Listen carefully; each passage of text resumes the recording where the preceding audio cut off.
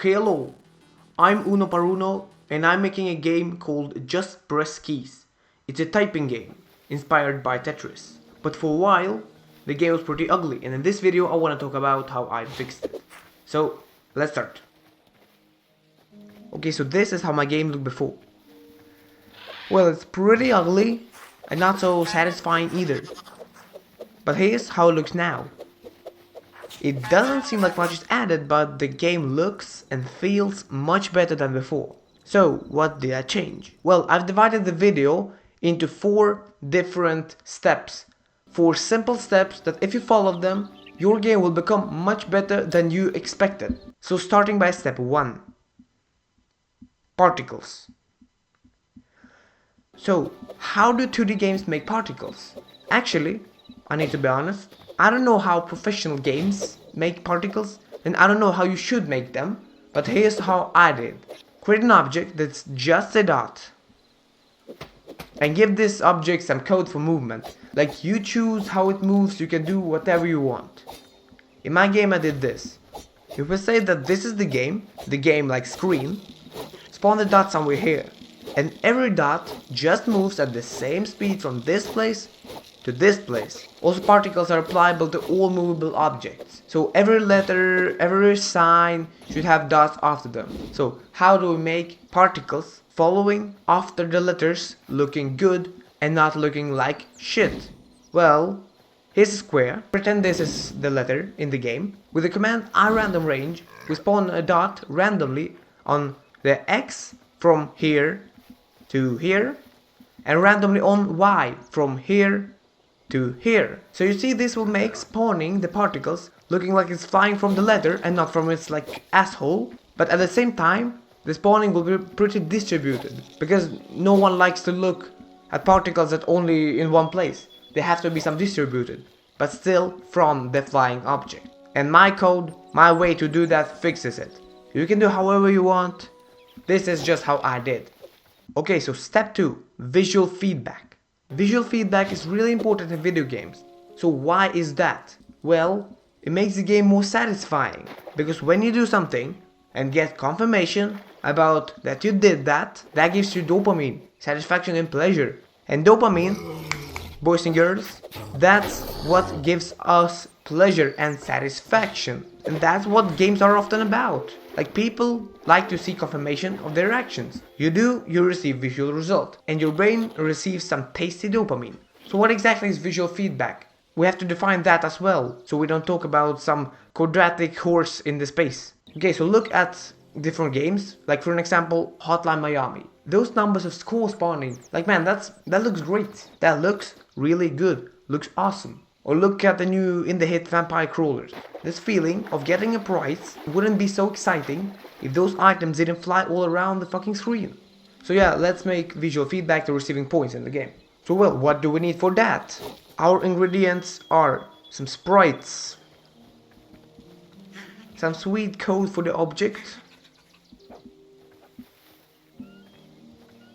and then instructions to cook. We just spawn those letters randomly on one of those 4 corners. So we add some variety.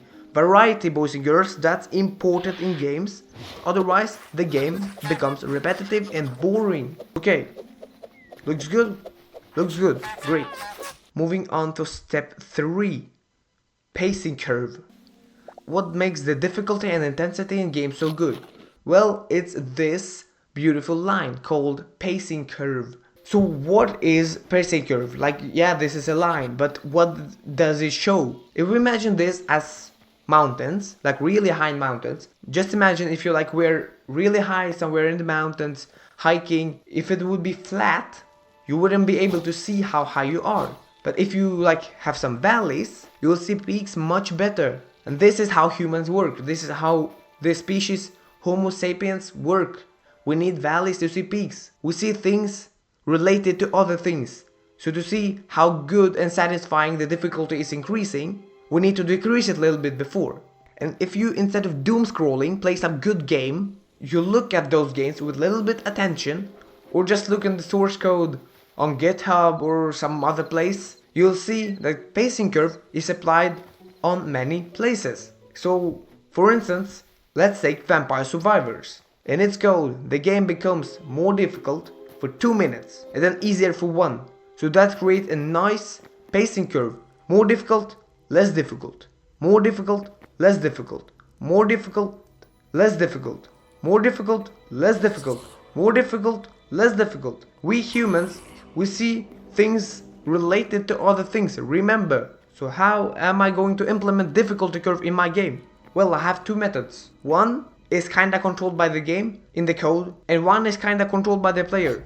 One controlled by the game is full speed. Well, you see, in my game I have a variable called full speed, and when it changes, the full speed of the letters also changes. No shit. So instead of making it higher, higher, higher, we make it higher, lower, higher, lower, because we need valleys to see peaks. That makes better, yes. That's pretty easy to make, so just watch.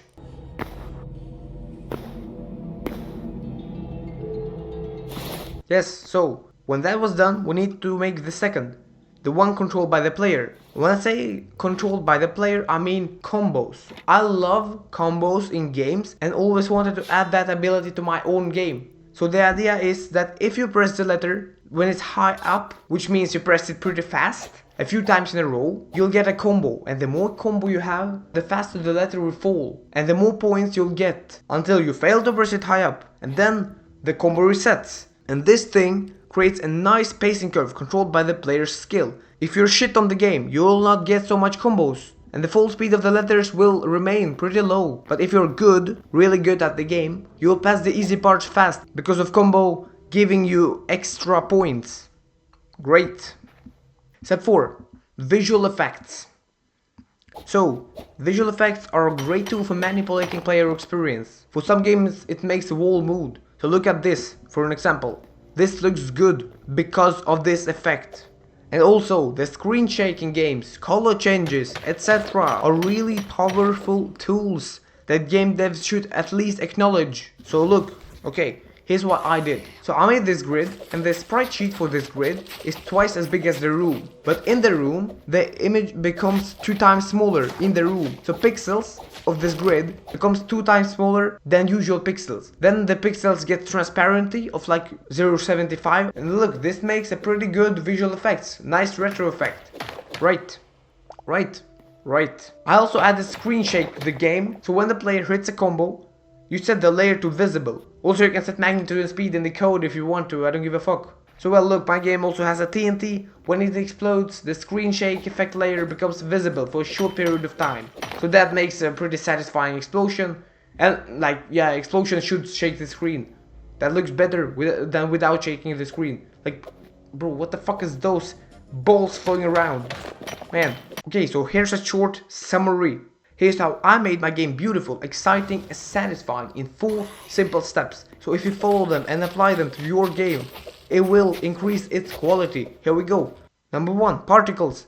Small dot objects idle flying from one side to the other side. Also, every movable object have particles that they leave after them. 2, visual feedback. When you do something and get visual confirmation of action, you get dopamine. And dopamine is what you want from games. So when you press the letter, in my game, the amount of score you receive appears on the screen. 3, pacing curve. For good difficulty peaks, you need difficulty valleys. That's how humans work. That's called pacing curve. Speed first increases and then decreases a little bit.